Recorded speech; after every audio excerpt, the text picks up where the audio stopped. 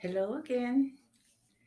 Maybe I should say good evening because it is really dark outside. But I'm ready to make another video. And this time I would like to talk about another question that I'm often asked. What issues do you remember from the early years of the war? Well, I was just a little girl. I really didn't know that I had any issues. All I knew was what I saw and felt around me that was going on. And as a little one, really, I didn't have much of a chance to express my feelings. For one thing, I didn't even know how to do that. If I felt sad, I cried. If I was angry, then I showed it in my face that I was. And usually, to get me angry, my mom gave me a spanking for me to snap out of it. But I really didn't know that I had any issues. My parents and my grandparents did. They certainly knew. The only thing that I can tell you about, as far as for me, was that I was constantly hungry because everything that we had was given to us and bought by us on ration cards. And the ration cards went from month to month, from the first week through the fourth. And we were not allowed, when we were finished with any kind of stamps through the first week, whether it was for meat or for stable goods, we could not reach into the second week when we were completely empty. And the store owners also had strict orders not to sell when we were in the first week with taking stamps from the second week. So many times we stood there with an empty cupboard, not really knowing what we should do. And I, as a little one, certainly didn't have the understanding of how come I only could get one slice of bread instead of two when I wanted more. Or mom would say, I don't have any margarine to put on your bread, Daggy. Will you eat it dry? I had no idea of this. All I knew and what I felt was that I was hungry. And I saw in my mom's eyes and in her face how much it hurt her to have to put me through this.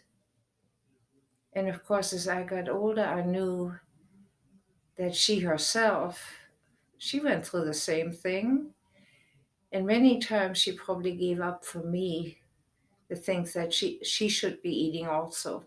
This is what mothers and fathers do. They help their children.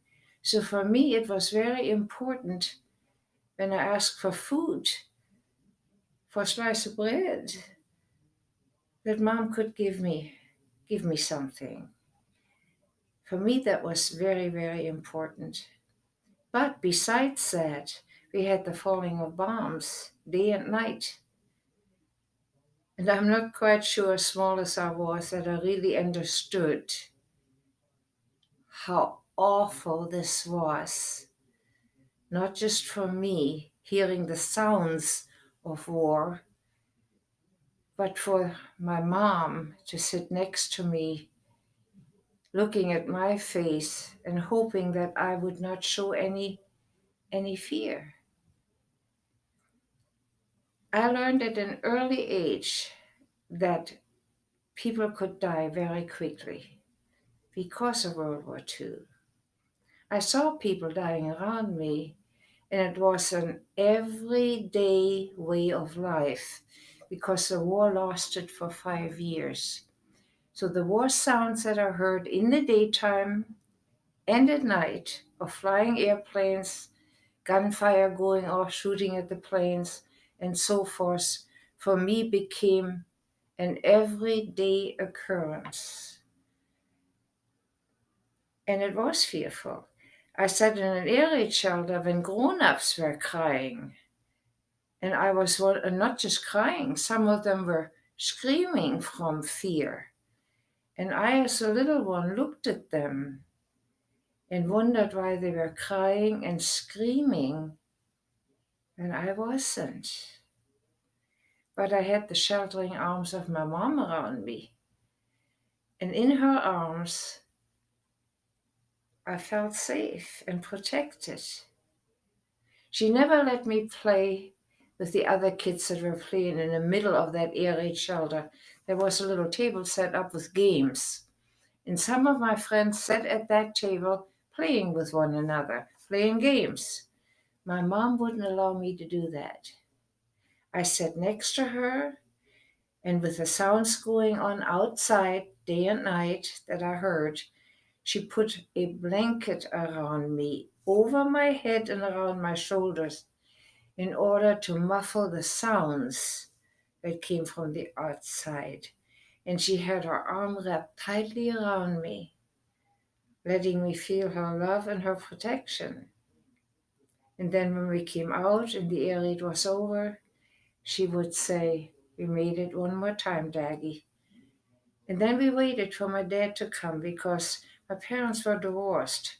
But with every air raid, and especially the hard ones, my dad would show up to make sure that we were still there, that he still had us.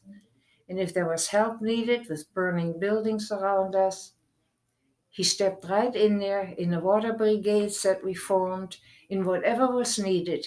He stepped right in there to be a helpful man and was decorated, actually, by Adolf Hitler for being a helpful person. So, what were the issues we had during this war besides staying alive and going hungry? Well, I remember the darkness around us because electricity was turned off during the day at times in order to save somewhat. And when it came toward the evening sometimes, and we had to cover up the windows with blankets so that not a bit of light went to the outside, then for me the darkness was fearful. To look outside from behind the blanket into the dark street, me as a little one, gave me an eerie feeling, a feeling I didn't like. And during that time, with all these air raids, there were very few people walking on the streets. The big capital city of Germany was silent during the nighttime hours and dark because it was wartime. I didn't like the dark. I didn't like noises, and still don't today, that are loud noises because it reminds me of guns shooting or bombs exploding. Because when air mines fell from an airplane, they would explode with a loud thud.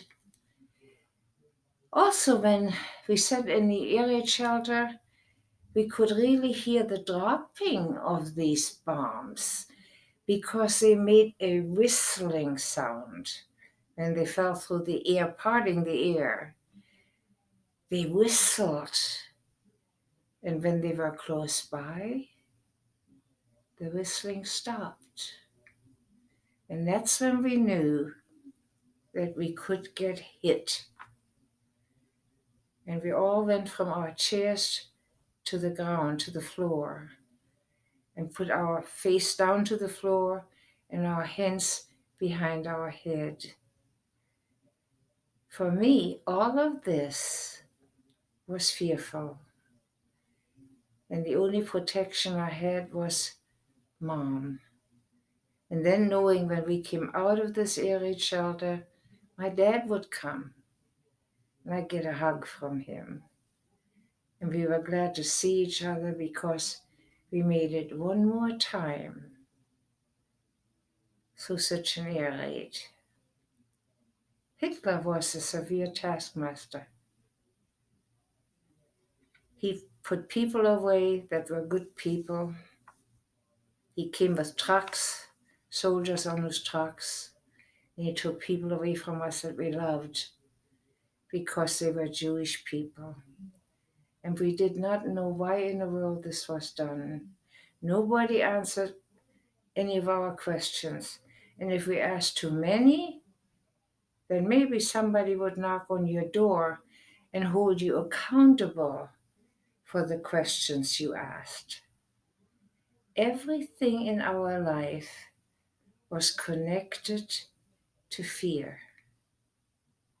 For me, this was the greatest of issues, to grow up being afraid of everything. Trust issue also. We couldn't trust our neighbors. We couldn't trust anyone because the Gestapo, Hitler's helpers, would come to your door and also hold you accountable for what you have said. And sometimes the people that were questioned by the Gestapo never came back to their families. What happened to them was never told, not even to the family members. It was just said they died of a heart attack. They were gone. So these are the issues that I, as a little one, can talk to you about and say, to live like that is not living life. We want better than that. And better than that came for Germany when in 1945 the war ended. And then the whole story was told to all of us. And what a surprise it was when we heard the story that came to our ears by others that were locked behind fences and were living in concentration camps till the war ended. What a shock for all of us in Germany that was. And these people returned to start to live their life again. I hope this will never happen again. This is what I remember. But then remember also that I was a very small child at that time. And I saw things with a child's eye. And I felt things with the heart of a child.